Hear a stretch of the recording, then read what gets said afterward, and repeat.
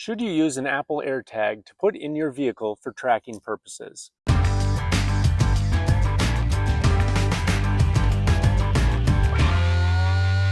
short answer is I think it's a very affordable, easy way to keep track of your vehicles and their locations. So you probably know that Apple AirTags are generally very affordable. In fact, you can get a pack of 4 for less than $100 or so when they are on sale. And that is the huge advantage with Apple AirTags. Super affordable, easy to put into multiple vehicles for a very, very inexpensive cost. Apple AirTags are so easy to set up. In fact, you just take the little plastic off the outer coating and that activates the battery, and immediately it picks up on your phone and you can register it to your individual device. You can assign a name, a location, whatever you want to it. And in fact, what has really been helpful is that you can share the location with other people. And so if you have multiple drivers of a certain vehicle, multiple people can identify where it is. That is a huge, huge bonus with the Apple AirTag. Apple AirTags leverage the network that Apple has in the Find My network. And it relies on the density of Apple devices like iPhones, iPads, Macs. And whenever an AirTag comes in proximity, it recognizes the location and updates the location of the AirTag. And so that is a big, big advantage with AirTags, but it also can be a disadvantage. Because it relies on the network, if you're not around Apple devices, you're not going to get precise location. So Apple AirTags, they work really well in densely populated areas, urban environments, parking lots with a lot of other vehicles around, a lot of other people around. You'll get a much more precise location that way. Any iPhone that is an iPhone 11 or newer with the U1 chip, you can get a more precise location. Chances are you'll be able to see your vehicle. AirTags were mostly designed to put on items that are commonly misplaced, like car keys, luggage, bags, whatever. What a lot of people have found is that they can be super useful by putting into vehicles. You can hide the AirTag in your vehicle in various locations. And what some people do is put multiple AirTags in their vehicle, and they put some in very easily identifiable areas and others in more hidden areas, where the easily identifiable ones would be more of a decoy AirTag, and the hidden ones are a little bit more difficult to find.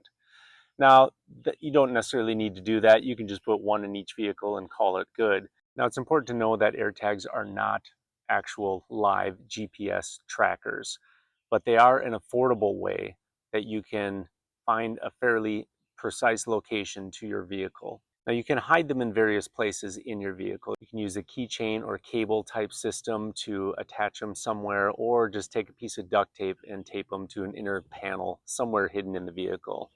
AirTags are originally designed for items that are commonly lost, like keys or bags or small items like that that you want to keep track of. They're explicitly not meant to track vehicles, but a lot of people have used them to track vehicles.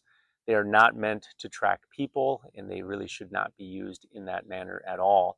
Apple will alert you if an AirTag is following you, and that alert typically happens within 24 hours. So if you have a vehicle that happens to be stolen, you will have less than 24 hours to be able to identify where that location is before the person who stole the vehicle is alerted to the presence of the AirTag. Once they are alerted to the AirTag, they can trigger a sound and they can identify where that AirTag is coming from. They can find it and get rid of it.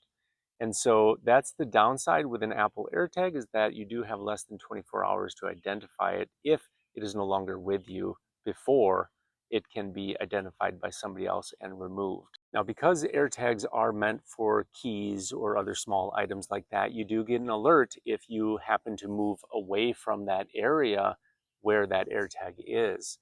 And that's meant so, let's say you leave your keys somewhere and you walk off, you'll get an alert fairly quickly that you left your keys behind. Now, the same happens with a vehicle, but you can mark specific locations that you commonly go to, like home or work or whatever, and you can mark those as known locations where you don't get that notification. So if you park at home, or at work, you leave the car in the parking lot, you go into your place of work, you're not going to get an alert that you left your car behind. Now, it's not really meant for geofencing. You're not going to be able to set up a perimeter location and be alerted if your vehicle leaves that location. It's really not meant for that purpose. And so if you really need something like that, or a continual, very accurate GPS tracking system, then that's what you should get, is a GPS tracking system.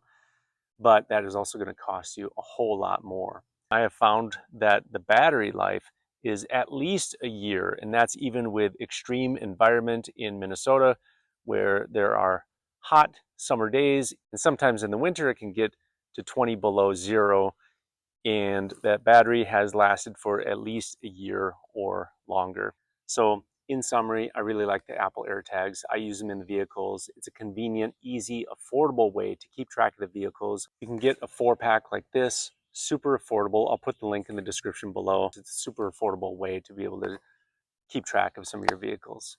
So I'm kind of interested, how many of you have an AirTag in your vehicle? Leave a comment in the description below if you have an AirTag in your vehicle, or if you don't, maybe a reason why you don't. If you like this video, go ahead and subscribe, give it a like, a thumbs up, share it with anyone else who might be interested in an AirTag. Thanks a lot for watching. We'll catch you next time. Bye.